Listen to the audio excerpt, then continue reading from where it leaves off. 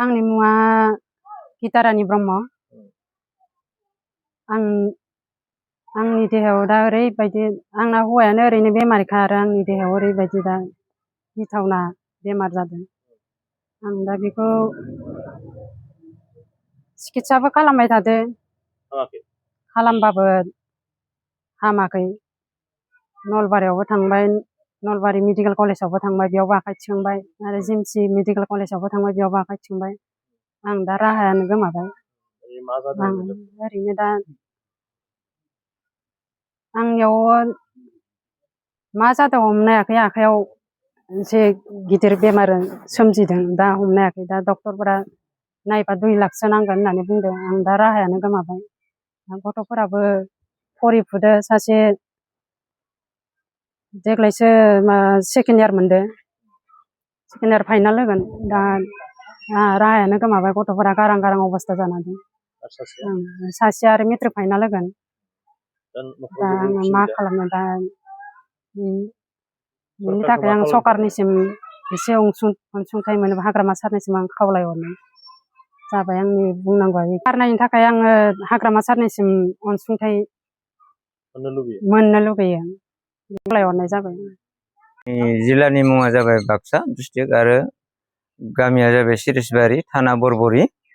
दा आङो बिराद हालाय हाफाय जाना दङ।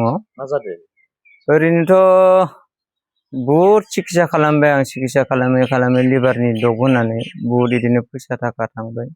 बिदिनो बहुद माबा जिनासि बायदिसिना मेडिकेलाव नायबाय, इउनाइटेडआव नायबाय, अनेक रोखोमनि डक्टर गिदिर गिदिरजों नायबाय आङो। दिनैसिमहालागै फोरमान मोनाखै। आरो जि बिमानि हा राननाय मोननाय एसेल' 3 बिगा हा दंमोन, बेखौबो फानजोबनाय जाबाय। दिनैसिमहालागै आङो ट्रिटमेन्ट मोजां मोनासै। डक्टर सारखौ माबायदि मोननांगौ माबायदि मोनासै, नांगौ रोखोमनि ट्रिटमेन्ट लानो हायासै आरो।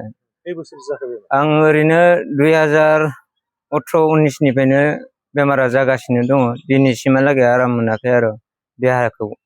डक्टरफोराथ' बुंबाय थायो नोंहा लिभार जादो, दै जमा जायो, बिनिथ' बिराद ट्रिटमेन्ट लाबाय, खिन्थु आं दिनैसिमहालागै मोजां देहा मोननो हायाखै आरो।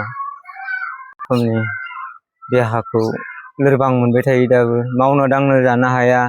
नै आंनि मिसेस, बे मिसेसआ बिराद खस्थ' खालामो, हाजिरा थाजिरा मावनानै आंखौ जाहोबाय थायो आरो।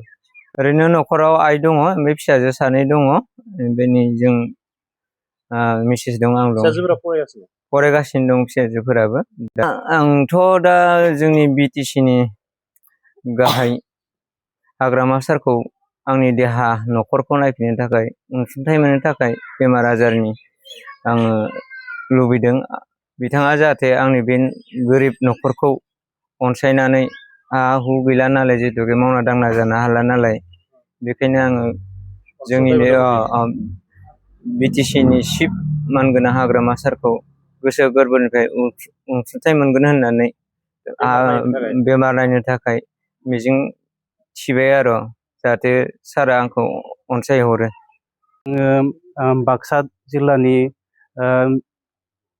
सिरिसबारि गामि, बिसानि न'खरा जाहैबाय बिपुल ब्रह्म, आंनिनो आदा जायो आरो जों बाजै।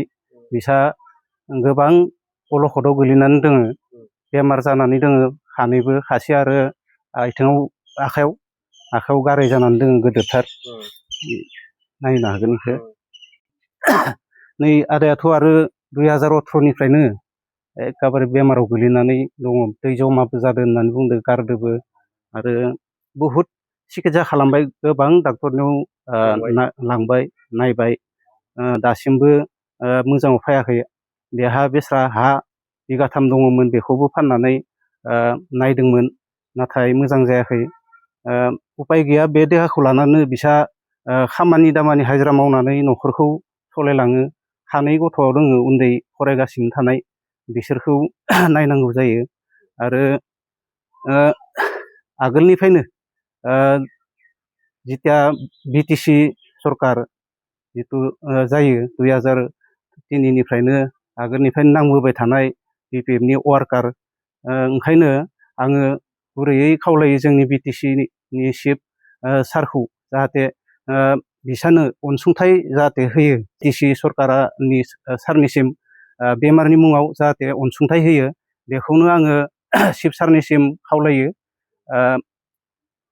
जेब्ला अनसुंथाइ होगोन अब्लानिया बेमार नायनायाव एसे सहाय मोनगोन सानै गथ'नि फरायनाय बे फरायनायाबो मोजाङानो फरायनाया जोबोर मोजां खस्थ' मस्थ' हाजिरा खामला मावनानै फरायगासिनो थायो बेस्रा उपाय गैया जादों बेनि थाखायनो गथ'फोराबो स्कुल गैयै खालि हाजिरा खामला मावनानै बिदिनो थाइसे थाइनै बुथुमो उपाय गैया ओंखायनो चिफ सारनिसिम आं गुरै खावलायो जाहाथे बिसानि न'खरनो अनसुंथाइ होयो बेखौनो आङो चिफ सारनिसिम गुरै खावलायनाय जाबाय चिफ सारनिसिम गुरै खावलायनाय जाबाय।